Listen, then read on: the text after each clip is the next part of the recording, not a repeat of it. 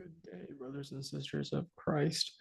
So today we're going to be talking about Job chapter 10. And yes, we are solely going to be focusing on only one chapter of Job today because I think it's just so critical. And we're going to go over really four main points in my mind as to why this is the case, what makes this chapter just so critical.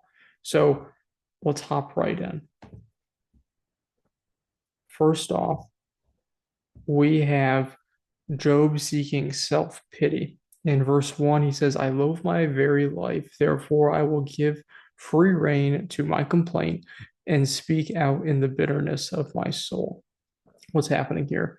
When he says loathe, he really means to have disgust. He's really hating his own life that God has gifted him, which in fact is sinful.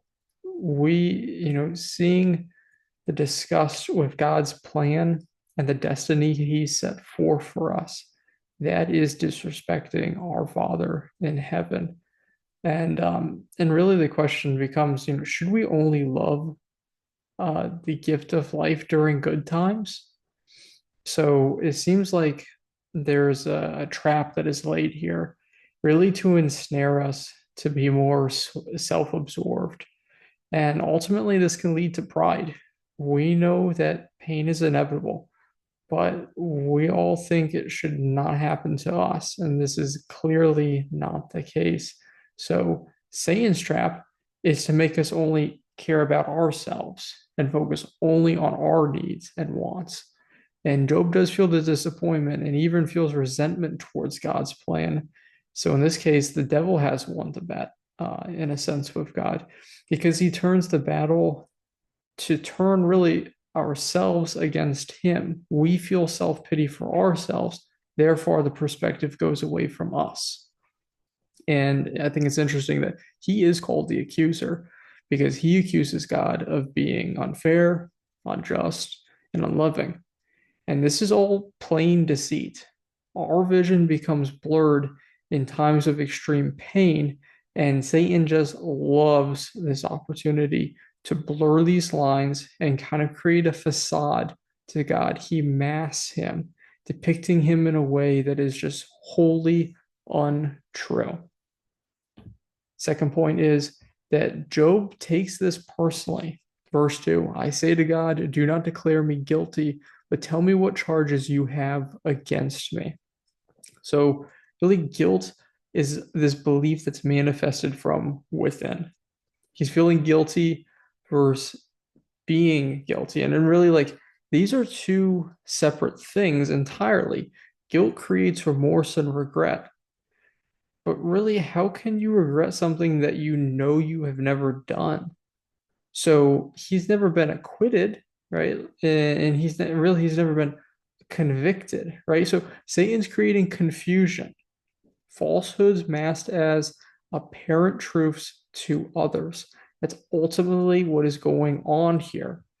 And what really makes Job remarkable is that it's this poem that mixes truths with falsehoods, with the appearance of true convictions, whether that be from him, his friends, but they think God is speaking. It's all about this idea of convictions, right? So we don't know at this point, whether he is guilty, right? But they are asserting these nonetheless. So this Old Testament view that bad things happen to bad people and only good things happen to good people is really coming to light. It's being exposed here. And really, the bottom line is operating under false beliefs only leads to even greater pain. The next point is loving God when He is really only kind. And this idea of kind, I should almost put in, quotation marks. Read verse 12. You gave me life and showed me kindness, and in your providence watched over my spirit. The question becomes, is allowing suffering kindness? Is it really kind to allow someone to suffer? Is this really God's tough love? Because he's our spiritual father.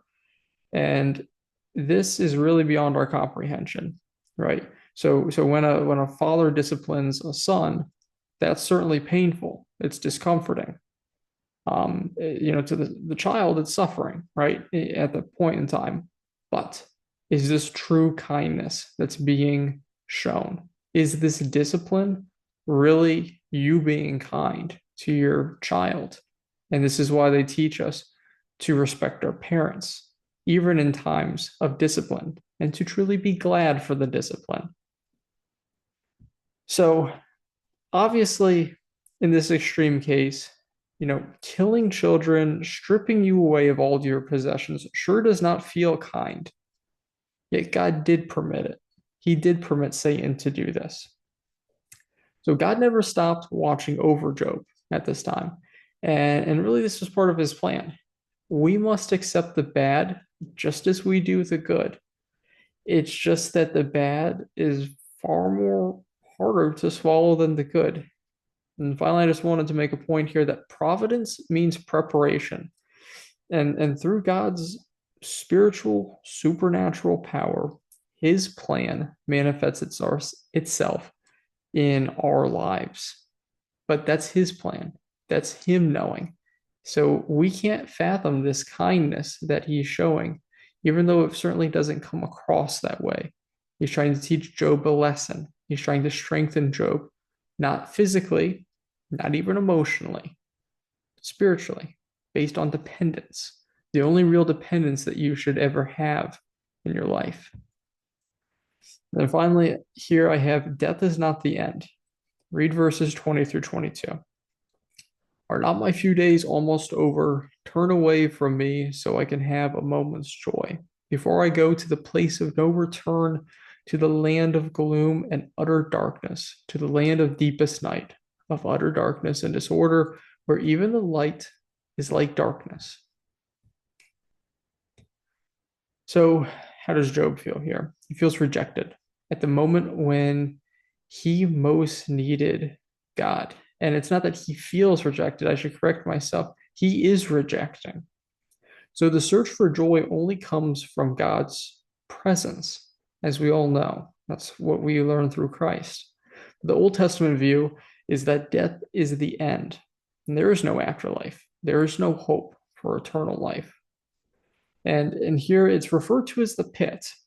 And I have separately written down here Revelation chapter 9, verse 2, because I thought this idea of the pit was interesting and I wanted to kind of bring it to light further. Um, when he opened the abyss, smoke rose from it like the smoke from a gigantic furnace. The sun and sky were darkened by the smoke from the abyss. So the view was only the knowledge of hell. Job's expectation was that of hell. And as Christians, we are blessed to have the joy of Christ live within us and the certainty of our eternal salvation. Just something to really remark on, just how fortunate we are in this time in history. So here are the key takeaways that I got from this chapter in Job and why I wanted to dedicate an entire video for this week on it. And that's takeaways for living a Christian life today. So, first off, the good, right? Let's look at the positive. Let's look at the yes here. The pain is an opportunity for growth. So, always ask, how can I grow closer to Him from this trial? And it's through refinement and spiritual discipline that we build this kind of endurance.